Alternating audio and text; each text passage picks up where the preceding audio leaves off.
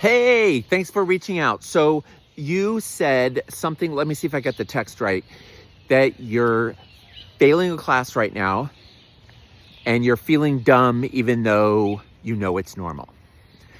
Couple things, so I've been thinking about this for a day. I like to think about stuff like this for a little bit, and a couple things come up. First of all, I'm sorry you're failing a class. That, it makes sense to me that if you are failing a class, that you would have messages in your head that means you're dumb. That makes sense. I think lots of people would feel that.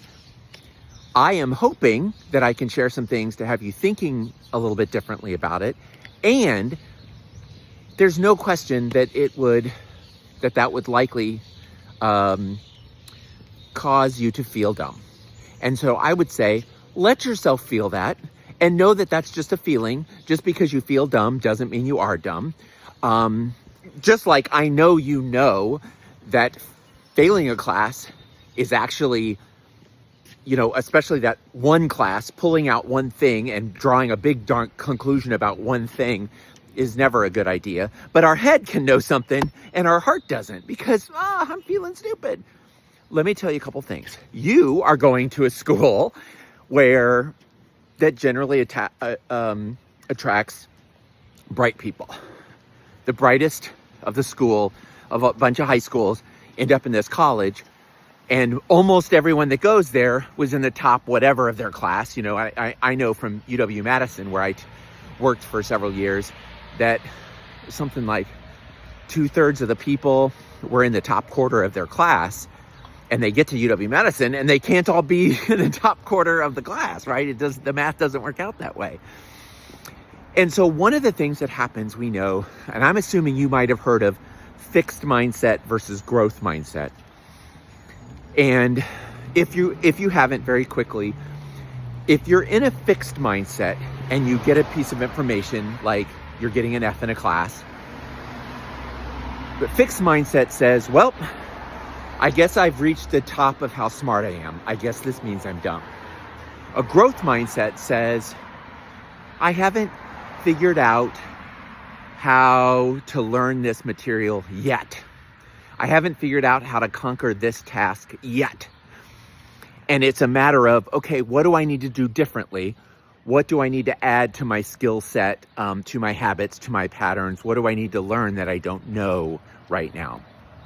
And interestingly, a lot of college kids who were really successful early on, either academically or athletically or in relationships, they don't know how to fail very well. And as a result, when they do get information that they're not A+++ in something, they don't know what to do with that information because they've kind of gotten lots and lots of feedback, information, grades, success, whatever. And so one of the best things that can happen to you early on in life is to fail or struggle in some significant way. And I think I have an F on my transcript. It is not my favorite thing, but it is probably one of the strongest learning experiences of my life. And it has not limited my potential as the Ripples guy because I have an F on my transcript. So this is my suggestion. Let yourself have some feelings about it and thank yourself for putting yourself out there far enough that you aren't getting all top grades. Because if all you ever get are top grades, you're not challenging yourself enough. So feel all the feels and then thank yourself. I'm glad I put myself out there in enough way that I'm stretching. And then figure out what you want to do about it. If you're literally going to get the F and it's inevitable, well, then we got to figure out what that means. If there's still a chance to rally and get that up to a D or a C or whatever the possibilities are, that's good. But mostly give yourself some time to grieve the grades you thought you were going to get or the grade you feel like you deserve to get. And then it'll be time to figure out, okay, now what? How's that? Hope that helps.